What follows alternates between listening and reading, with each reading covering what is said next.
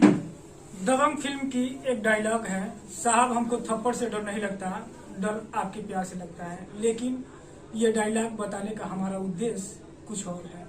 यहाँ पे एक थप्पड़ और एक आदमी की जिंदगी बदली, और कुछ ऐसी बदली कि आज काफी संघर्षों के बाद वह जीवन के अपने उस पड़ाव पे पहुंचा, और उतने संघर्षों से, आत्महत्याओं के अंतिम पायदान से हटके आज उस शख्सियत ने अपने नाम को रोशन किया, और न सिर्फ नाम को रोशन किया बल्कि क्षेत्र, जनपद और देश में एक अलग कीर्तिमान स्थापित किया। हम आज बात कर रहे हैं प्रोफेसर हुए अजय से, अजय प्रजापति से, और जानते हैं उनके जीवन के संघर्षों की कहानी, और उनसे ही सब कुछ कि उन्होंने कैसे अपने इस संघर्ष को किन परिस्थितियों में पूरा किया। तो सबसे आइए हम ले चलते हैं आपको सीधे अजय जी के पास। अजय जी, पहले तो आपको हमारे चैनल में स्वागत है और ढेर सारी आपको हमारे तरफ से शुभकामनाएं हैं। और उसके बाद आप बताएं कि कैसे इन संघर्षों को आपने किया और कैसे आज इस मुकाम तक पहुंचे आप। धन्यवाद सर, आप लोगों को बधाई देना चाहता हूं कि मेरे जैसा व्यक्ति को आप लोगों ने अपने चैनल में बता दिया। सर एक्चुअली मेरी शुरुआत तो 2001 में ही हो चुकी थी, जिस समय मैं इंटर में था। हुआ यह था कि मैं अपने गांव के पुलिया के पास सामान्य तरीके से शाम के ही समय बैठा हुआ था। उस समय एक पुलिस अधिकारी आते हैं और मुझे 2 थप्पड़ लगाते बिना वजह, और कहते हैं कि तुम लोग यहाँ क्यों बैठते हो।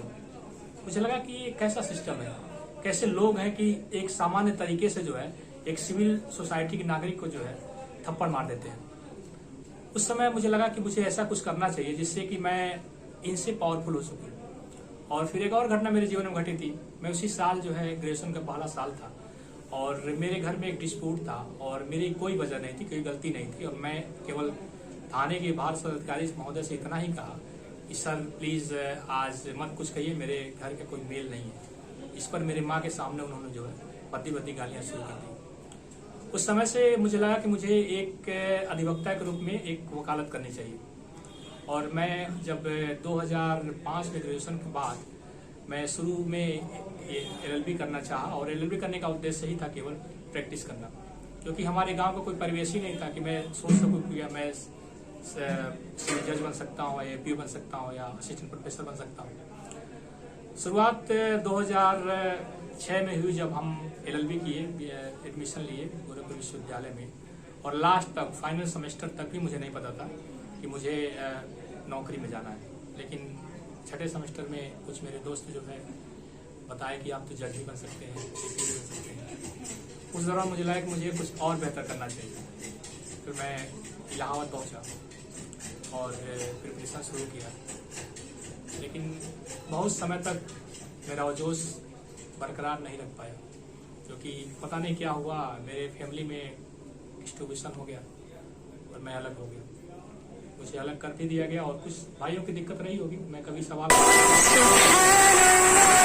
वहीं से समस्याओं का दौर शुरू होता है और पैसे की परेशानियां शुरू हो जाती है।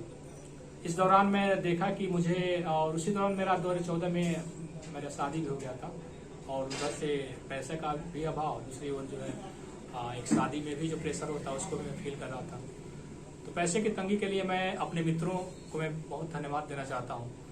एक केशव सिंह हैं जो मेरे साथ LLB किए थे, और एक जितेंद्र यादव हैं जिन्होंने मुझे LLM में एडमिशन के लिए मेरा सहयोग दिया था। साथ ही साथ और भी पैसे की दिक्कत होने लगी तो मैं अपना खेत बंद कर दिया। लेकिन जब ज़्यादा और परेशानी होने लगी, मुझे अपना 6 डिसमिल खेत भी बेचना पड़ा। बेचने के बाद मैं 2014 में जब प्रयागराज में था, कुछ फैमिली क्राइसिस ऐसी बढ़ी कि जीने का मोह ही खत्म हो गया। लगा कि मुझे जीना नहीं चाहिए, और मैं पूरी तरह से सारी व्यवस्था कर लिया था, मतलब सुसाइड नोट्स भी लिखा था, और फिर जो है और रस्सी उसी की व्यवस्था कर लिया था। लेकिन उसी समय मैं अपने मित्र जितेंद्र यादव को धन्यवाद देना चाहूँगा, जो इस समय आजमगढ़ में ADJ के पद पर कार्यरत हैं। उन्होंने दरवाजा खटकाया, मैंने खोला और उनसे लिपट कर रोने लगा। उनको जब सारी समस्याएं बताया तो उन्होंने मुझे घर ले गया, और फिर 1 हफ्ता रखे, और दोबारा मेरा प्रिपरेशन में मन नहीं लग रहा था। फिर यह तय हुआ कि हमको एकेडमी में जाना चाहिए। उस समय भी मैं नहीं सोचता था कि मैं प्रोफेसर बन जाऊंगा, लेकिन उसके बाद जो है मैं बनारस हिंदू विश्वविद्यालय में जब मैं LLM करने आया, सामान्य तरीके से LLM कर रहा था, कुछ जो परेशानियां थी, जो दिक्कत थी वो खत्म होने लगी। लेकिन फिर भी तब भी मैं नहीं सोचता था कि मैं ऐसा बन पाऊंगा। लेकिन मैं आज अपने जीवन के स्क्रिप्ट राइटर आदरणीय डॉक्टर विजय कुमार सरोज का विशेष रूप से आग्रह धन्यवाद देना चाहूँगा कि उनके मनोबल, उनके विश्वास से जो मैं यहाँ तक पहुँच पाया। फाइनली उन्होंने, जब मैं LLM फाइनल कर रहा था तो उन्होंने मुझे कहा कि अजय जी, आप प्रोफेसर के लिए ही बने, आप जुडिशरी के लिए मेल नहीं खाते और आपका स्वभाव ऐसा है, आपके जीवन का संघर्ष ऐसा है, हो सकता है कि बहुत सारे बच्चे आपके जीवन से प्रेरणा लें। और इस बार आप LLM के फाइनल होते होते ही जो है आपको पैसे का अभाव भी है, तो आप JRF जूनियर रिसर्च फेलोशिप को आप ले लीजिए। काफ़ी कठिन परीक्षा होता है, इस विषय में सबसे टॉप क्लास के 1 रैंक वाले व्यक्तियों को ही जो है स्कॉलरशिप दी जाती है। इसमें 35,000 रुपया हमको 3 साल के लिए मिलता है जब JRF रहते हैं, और जब SRF होते हैं तो उसमें 40,000 रुपया मिलता है। तो सौभाग्य देखिए कि मैं मतलब मेहनत करता था और हमेशा उनका चेहरा याद आता था कि हमसे 10 साल 15 साल बड़ा व्यक्ति जो टीचिंग में उसका बहुत अनुभव है, वो मेरे जीवन के बारे में इतना सशक्त और इतना आशान्वित है कि मैं कुछ कर सकता हूँ। तो उन्होंने, उनकी प्रेरणा से मैं आत्मसात किया और लगातार मेहनत किया। 3-4 महीना लगातार यहाँ पे रहा और बिना किसी दबाव में घर भी नहीं गया और हो गया मेरा। मैं उस समय JRF था, जब मेरा रिजल्ट आया मैं इसमें इलाहाबाद में था, तो मुझे सूचित किया गया। मैं पहले अपने आदरणीय गुरु जी को धन्यवाद दिया और फिर आकर के सौभाग्य देखे कि मेरा वहाँ भी मतलब रिसर्च में हो गया। रिसर्च के दौरान भी इधर कोविड के दौरान कुछ समस्याएं आई, लेकिन यह तय हो चुका था उस समय कि मुझे असिस्टेंट प्रोफेसर ही बनना है।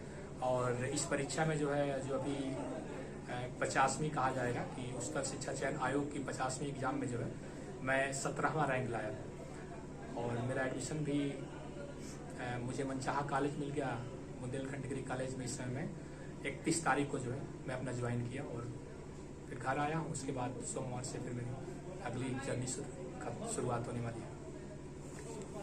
ऐसे में वो बच्चे जो संघर्षों में कहीं खो जाते हैं, सुसाइड भी कर लेते हैं, उनके लिए क्या कहेंगे आप? देखिए सर, मैं अपने जीवन से 3 चीज सीखा।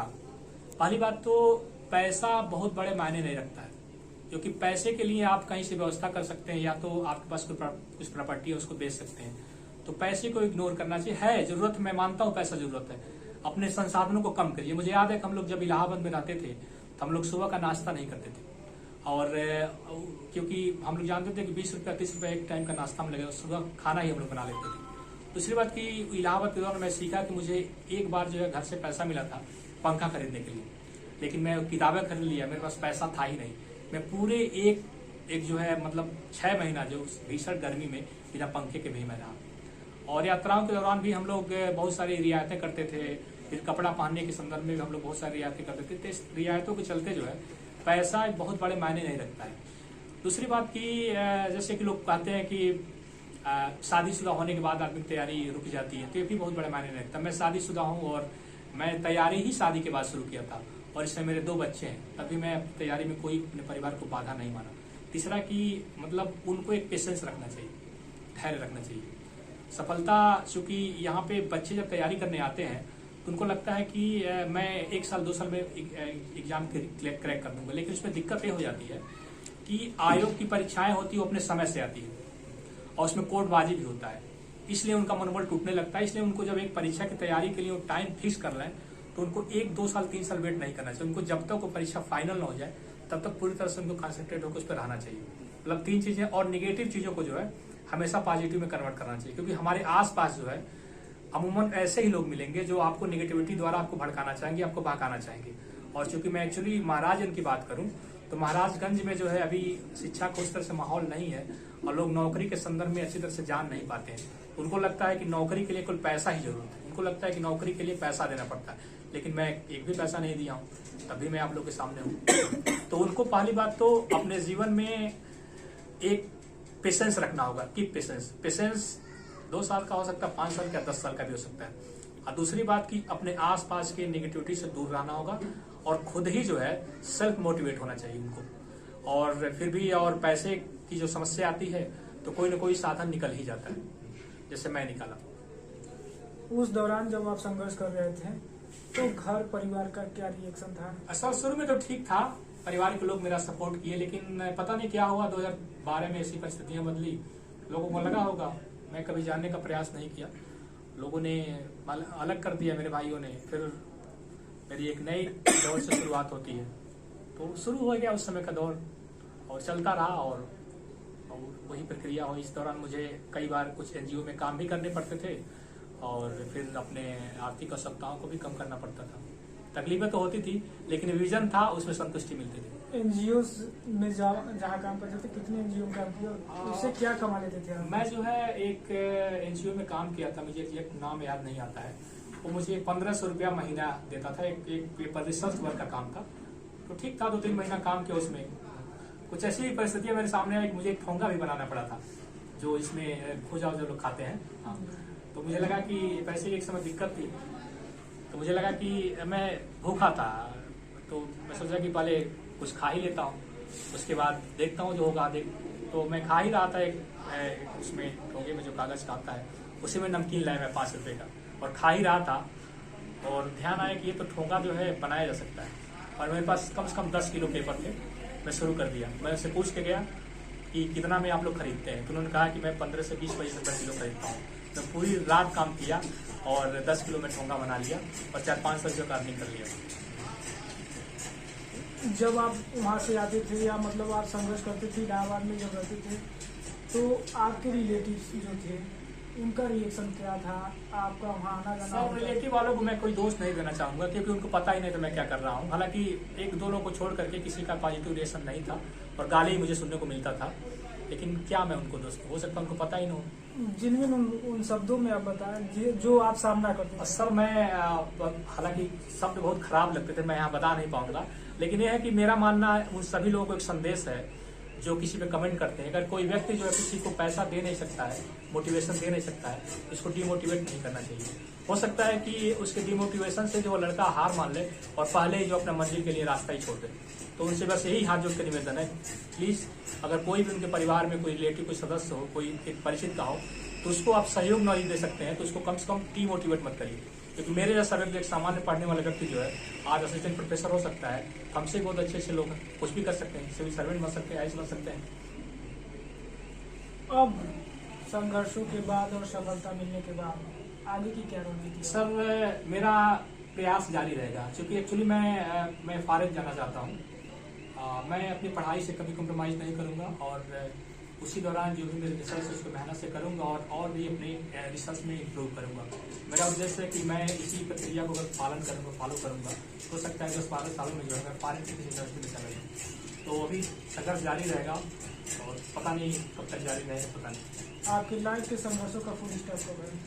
सर है ही नहीं, शायद मेरी मौत, इसके बाद ही अंत होने वाला है। क्योंकि मैंने सीखा कि जीवन में अगर आप 16 साल के हो, 80 साल के, जिससे आप सीखना बंद कर देते हो उसमें आपकी मौत हो जाती है या बूढ़े हो जाते हैं। मुझे कभी अपने सीखने के संघर्षों को कम नहीं करना है, लगातार सीखना है। फॉरेन टीचर के बाद अजय कहाँ होंगे?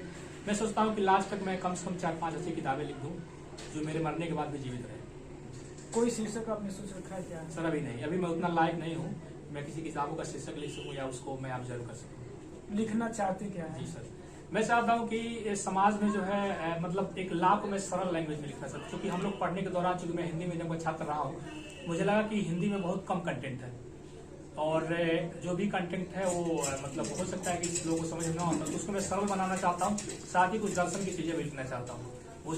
मैं अपने रिसर्च के दौरान पाया कि मतलब नियतिवाद से ज्यादा मुझे अस्तित्ववाद की ओर मुझे प्रेरणा मिली। मैं चाहता हूँ कि उसको मैं आसान शब्दों में जो उस फिलॉसफी को मैं अपनी किताबों में लिख सकूँ।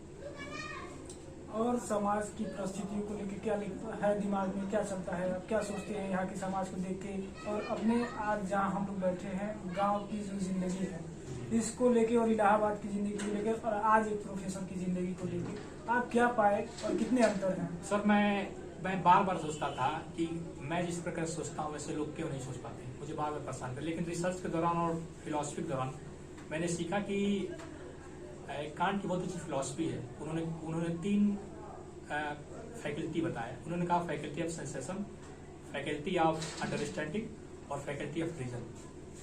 तो फैकल्टी ऑफ सेंसेशन में हम जो भी ज्ञान लेते हैं, अनुभव लेते हैं, वो अपने इंद्रियों द्वारा लेते हैं, सेंस ऑर्गन के द्वारा, तो सबके पास समान रूप से आती है। लेकिन फैकल्टी ऑफ अंडरस्टैंडिंग में दिक्कत हो जाती है। जो जिस समझ का व्यक्ति होता है उसको अपने ढंग से एनालिसिस करने लगता है। तो इसमें मैं यही कहना चाहूँगा कि उनको एक बार जो है रेशनल तरीके से सोचना चाहिए और कम से कम अपने बच्चों पर बिलीव करना चाहिए। और एक रेशनल तरीके से सोचेंगे तो उनको नहीं लगेगा कि और बच्चों को मोटिवेट करेंगे पढ़ाई, क्योंकि मैं यहाँ देखता हूँ ना, यहाँ बच्चे जो है पढ़ाई को छोड़ करके अन्य ऐसे काम करते हैं जिनको शायद उनको नहीं करना चाहिए पढ़ाई के दौरान, और ऐसा माहौल भी वहाँ वो समझ ही नहीं पाते मुझे क्या करना है क्या नहीं करना है। तो इसमें सबसे बड़ी जिम्मेदारी पिता की होती है। पिता को उन सारी रिसोर्सों को खोजना होगा और अपने बच्चों को कहाँ पहुंचाना चाहते हैं उसके लिए खुद ही समझना होगा। इस प्रकार से अपने बच्चों को कंट्रोल कर सकेंगे और शायद उनके बच्चे उस मंजिल पर जा सकें। आप इस तरह के बच्चों के लिए जो परिस्थितियां आपने स्वयं भोगी है या जो देख रहे हैं आप, इलाहाबाद में ऐसे बहुत सारे आपको संघर्षी व्यक्ति मिलेंगे, बच्चे मिलेंगे जो कर रहे हैं, कुछ नहीं हो रहा है, छोड़ के भाग जा रहे हैं और भी चीजें, उनके लिए क्या आपने कुछ सोचा? सर उनके लिए मेरी एक योजना है, मैं बात भी करने वाला हूँ। रवीश कुमार जो वो प्राइम टाइम चलाते थे, एक बिहान कार्यक्रम चला रहे हैं भोजपुरी में जो है।